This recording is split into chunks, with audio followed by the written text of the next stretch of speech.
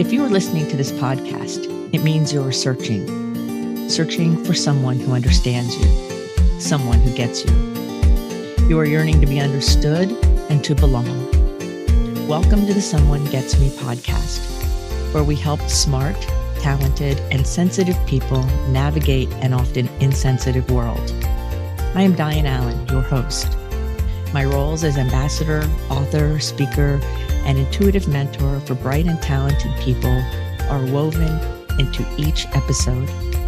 I have the experience and knowledge to educate and inspire, as I have been there and I understand your unique intensities, sensitivities, and challenges. Welcome.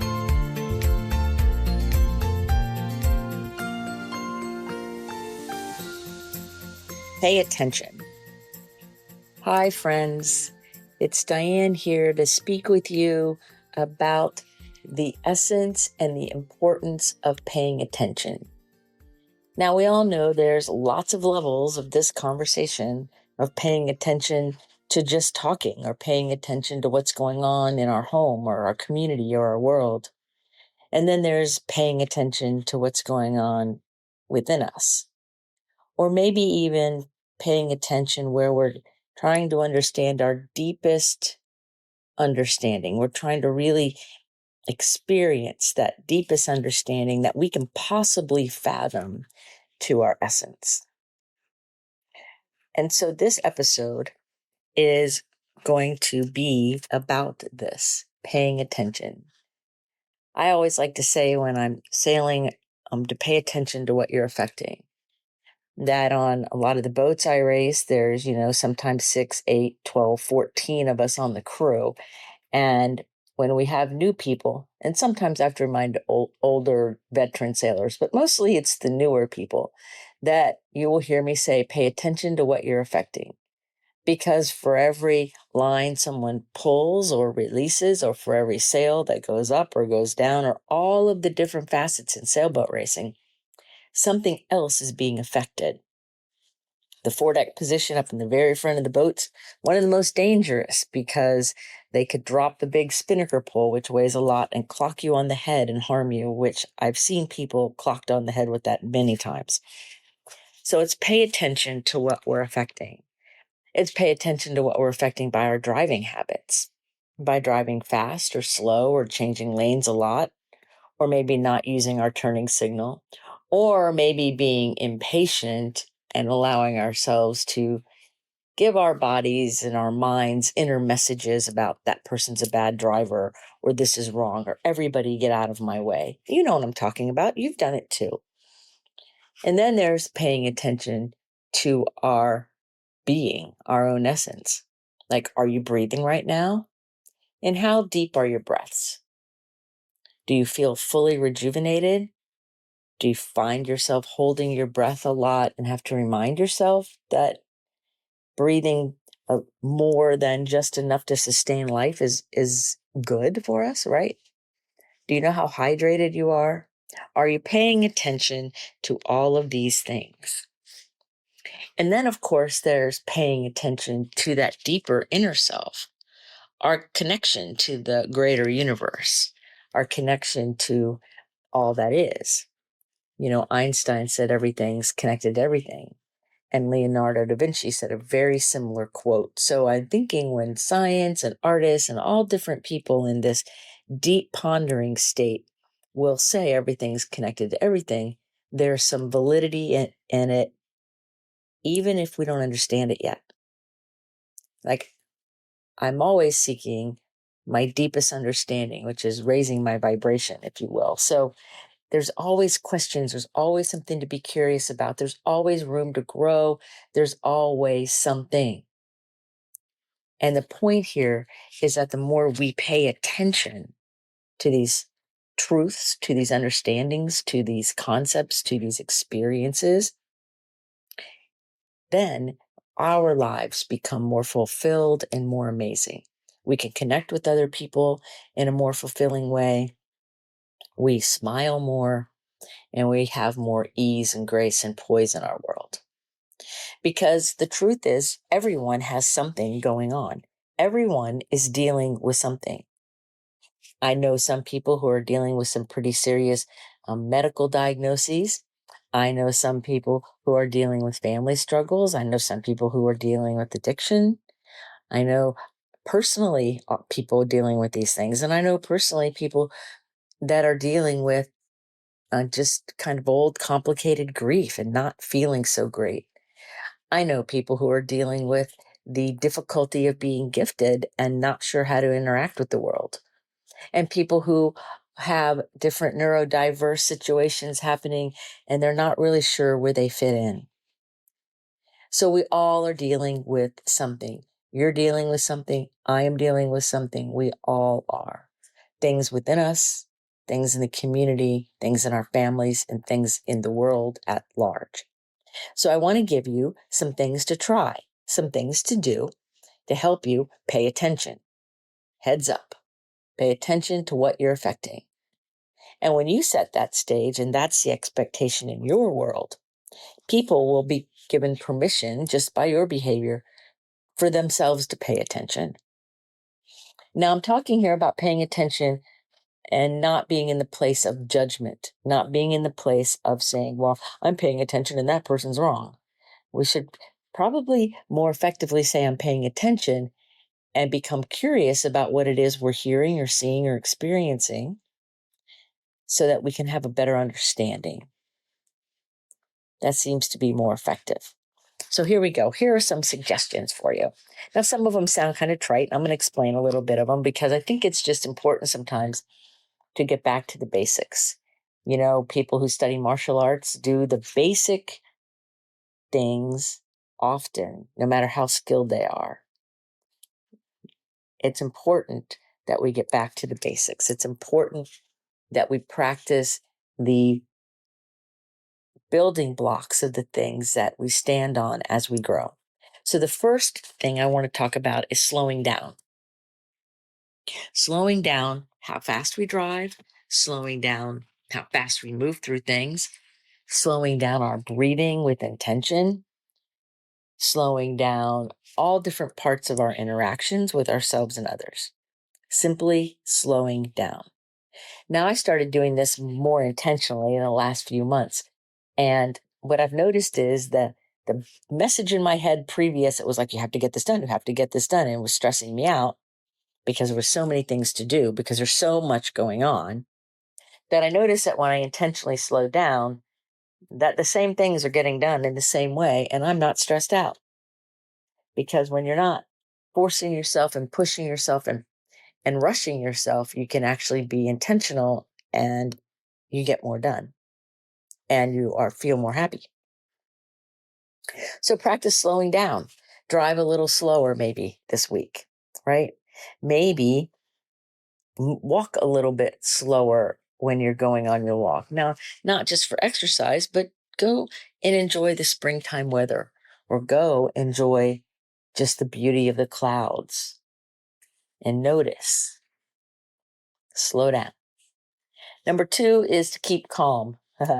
Oh, that's really funny. I put this down on here funny because I think it's funny. In a way, I mean, it's a goal, right? But if you're highly intense and you're intensely sensitive and you're somebody with a lot of overexcitabilities, then keeping calm sometimes can feel like a trick. Or sometimes it's the one thing that saves us from making poor decisions or having a tough day, if we would just simply learn how to breathe and slow down. Keep calm. Notice. If you're wearing a watch that tells you what your pulse is, then check your pulse every once in a while through the day. I noticed one time when I went to speak in a town when I was still living in Florida, that was the next town over, and there was a lot of traffic between me and where I had to go, and I had to be there at rush hour. It was all crazy. And on the way back, I was from home, which was about an hour and 10 minutes. I was driving, everything was fine. So later on that day, I looked at what my pulse was, and I looked at, where my calorie burn was for the day. And I noticed that I had all of this cardio. I'm like, I didn't go to the gym today. I had to go speak this morning. I didn't even go to the gym that day. But I looked, and the place where the cardio was where I was driving home through the crazy traffic. So that showed that my system was not very calm while driving that little trip. So practice breathing and staying calm. Practice reminding yourself that you're going to be okay. It's going to be okay. Now, I'm just glad I got the cardio in, but that's not the way I want to do it. And I haven't had that situation since then, because the moment I had that awareness, I made changes. So that's the key in all this. The moment we have awareness, we make changes that serve us. The next thing, the third thing, is to take it easy. I think that's an Eagles song, I think from the 70s, but we want to take it easy. One of the things that's important for gifted people, for intense people, for fast moving people is we tend to move way too fast and take things more difficultly. And so sometimes just giving ourselves permission to take it easy. Relax. Kick your feet up. Take some time off social media. Turn your phone off for a little while. Go out and have a meal and eat slowly and take it easy. Take your time. Allow yourself to connect with somebody that you really care for and make it easy. Play with your pets and take it easy. Allow yourself to give yourself a break, to just relax and take some time for you in whatever way that looks like. Earlier today, I spent several hours with no electronic engagement at all. And I knew I had things to do. And I knew they were going to happen later because it was a take it easy kind of morning. It was one of those days where it's kind of rainy. And so it's perfect for relaxing and reading. And for me, I was playing with my dog. Take it easy. Now, the fourth thing is really a good one because it's have fun. Now, everything is fun when we make it fun, right? We can make anything fun, even things that are tricky or difficult or hard. We can make them fun because we can use our mind and our creativity to allow ourselves to see the fun in everything. Sometimes it's just a silly walk. Sometimes it's in our mind creating fun so that whatever difficult physical thing we're going through doesn't feel so hard. Sometimes it's about being like a little kid and playing. When I was in college, we used to go to one of those all-night grocery stores that had everything in it. And we would go to the toy aisle and we would play in the middle of the night for a little while, and then we'd go back to studying. Time to have fun. Change up the colors you wear. Change up all different kinds of things. Play a game. Anything that brings fun and joy into your life. Because the research shows that when you're having fun and you bring play into your life, then you can learn things faster, you grow faster, things work better. So I like to have fun in my mind all the time. I used to work in a psychiatric emergency room and talk about stress, and it was one of my first jobs too. I didn't even realize how stressful it was until I had a job that wasn't that stressful. And so we were always having fun in our inner world so that we could help people in extreme psychiatric crisis and not lose our cool and not get stressed out and not make poor decisions. And sometimes the fun is what pen I'm using and it feels good on my hands. And so it's fun. So it doesn't have to be a game or trite or negative. It's about elevating your own energy in the situation. Then there's, of course, playing. Skipping down Main Street of Disney World, skipping around your block, all kinds of things that give you play. Now, if you ever want to, go swing. Go find a playground and go swing, because swinging is really good for you. Actually, it helps harmonize the brain, so it's actually very healing too. You could dig, you could make sandcastles, anything that is play-oriented.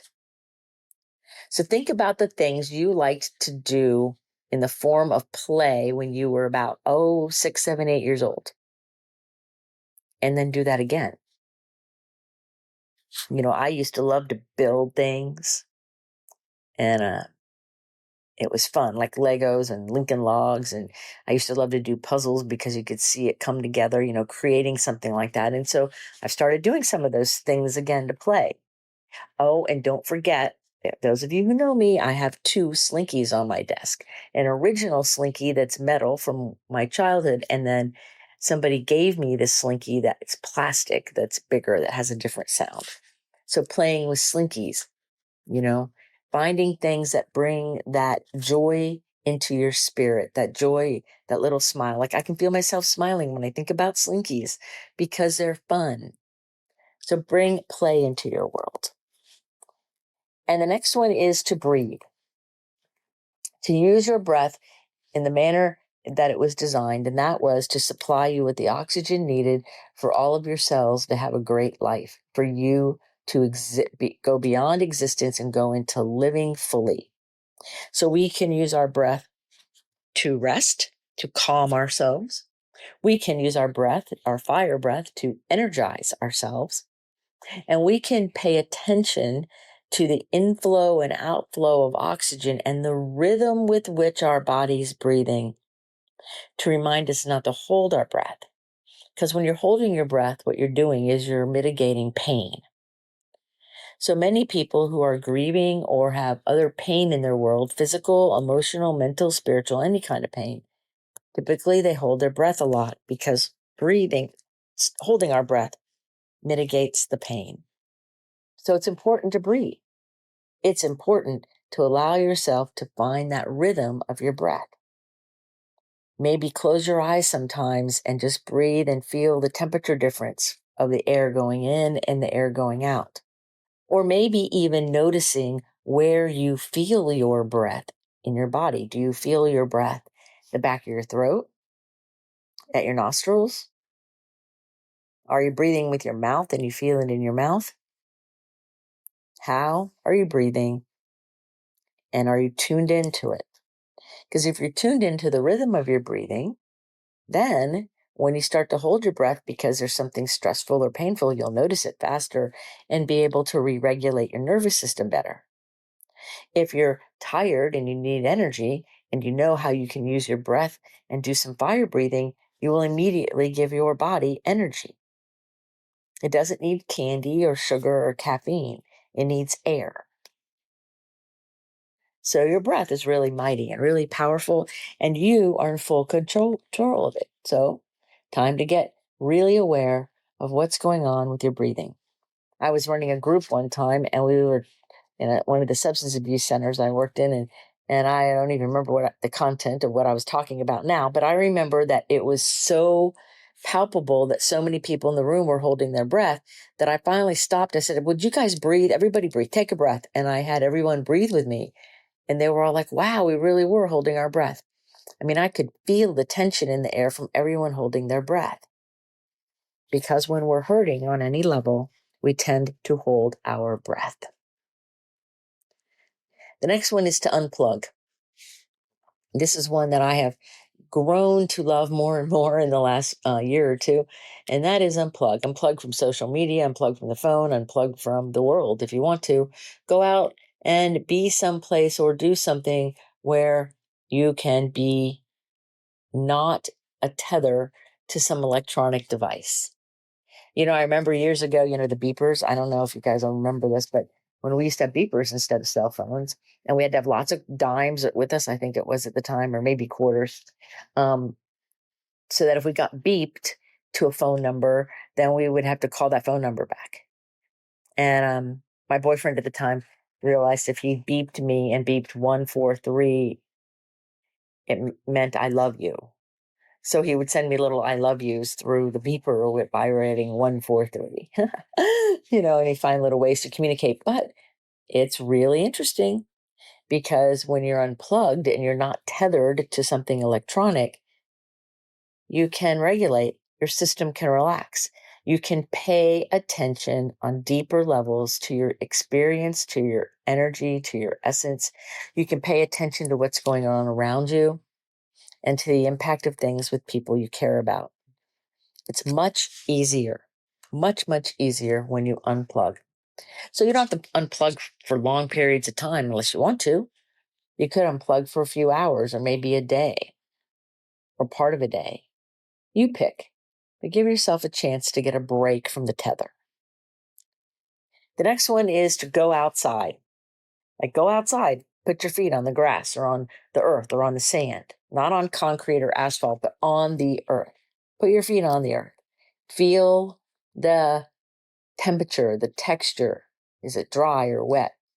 Like it's been raining here today, so it's wet and it's a little chilly, and the grass feels really yummy because it's so moist and a little bit cool on my feet. It's beautiful. But go outside. I like to go outside and look up and look at the stars and look at the moon. And from my front yard, I can look straight up and see the Big Dipper and the North Star beautifully most nights if there's no clouds. How cool is that, right? And see all the constellations. Watch the phases of the moon. Go outside at dusk or dawn and see how many different shades of green you can see and watch them change. Give yourself permission to be outside with no roof over your head and just experience the power, the presence, and the elegance of nature herself, whatever that looks like. The next one is to meditate. The meditating is really vital. And there's so many different kinds of ways to meditate. Most of the clients I work with have physical overexcitabilities. So to start them out by saying you're going to sit calmly and breathe, they will go crazy at first. But what they can do is they can do an activity in a rhythm. They can run in a rhythm or swim in a rhythm or even walk with a pace and a rhythm where they attain a meditative state, but their body is still moving.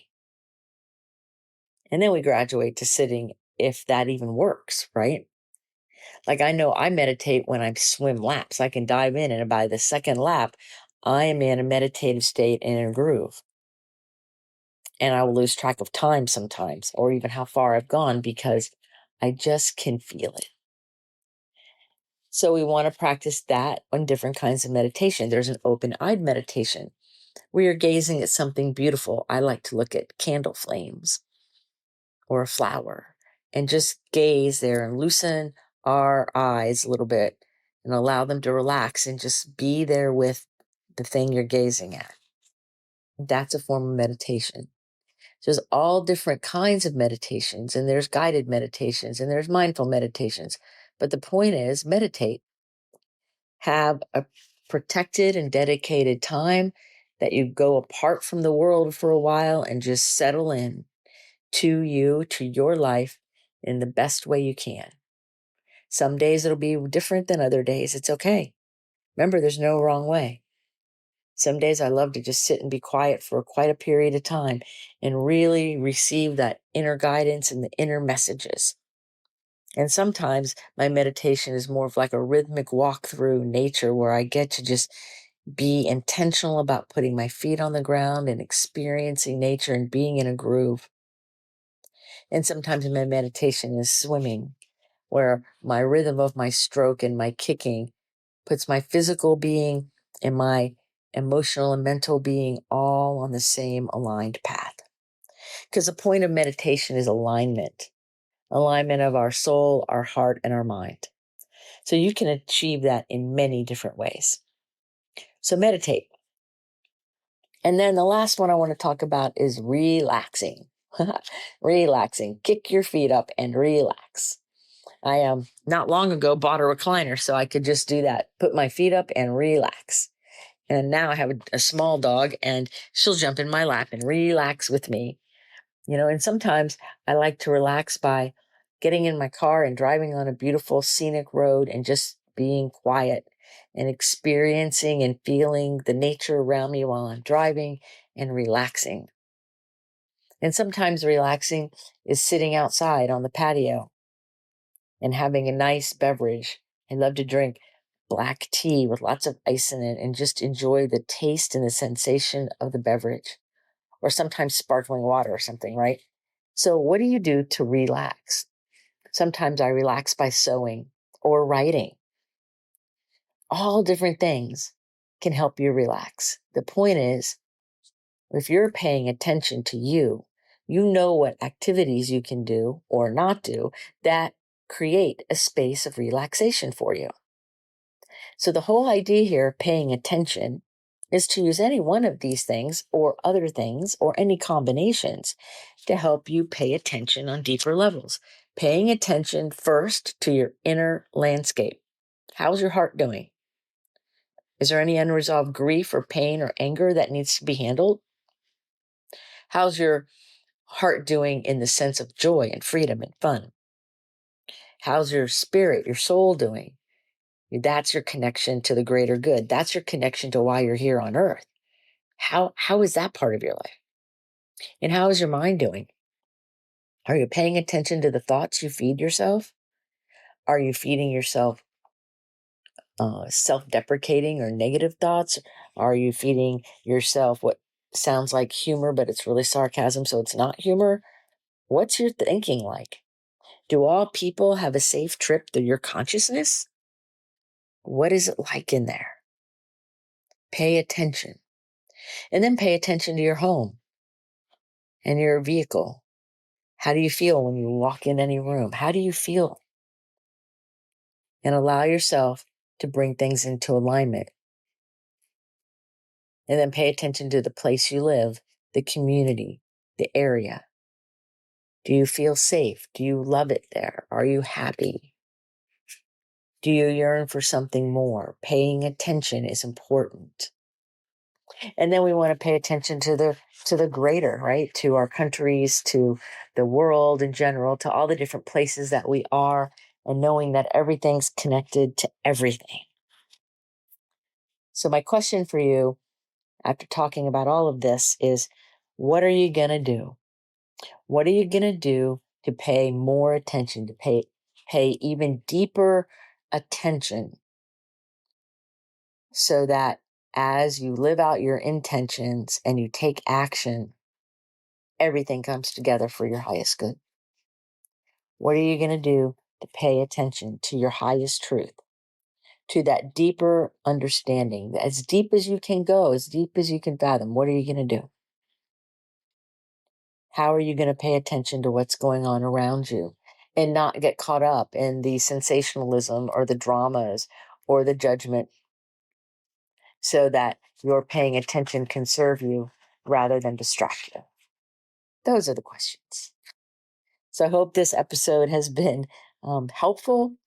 I know that I've been thinking about this whole idea of paying attention to what I'm affecting a great deal lately, and so that's why I thought I'd share it with you. And as always, feel free to email me or set up a call, and I'm happy to talk to you about this or any other topic. I love connecting with people, and it's really fun to talk about things that matter in our worlds. So until the next episode of Someone Gets Me, remember to keep your face to the sun so the shadows fall behind you, because you are a rock star and you're here on purpose with a mighty, mighty purpose. So go out there and pay attention, slow down, have a little fun, stay in alignment, and watch your world become even more amazing than you already are. Until the next episode of Someone Gets Me, be well.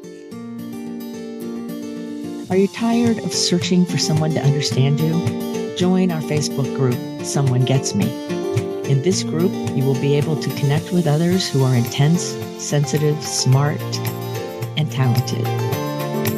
I share my insights and teachings, and you can connect with others in a real, authentic, safe forum. So join us today. Someone Gets Me.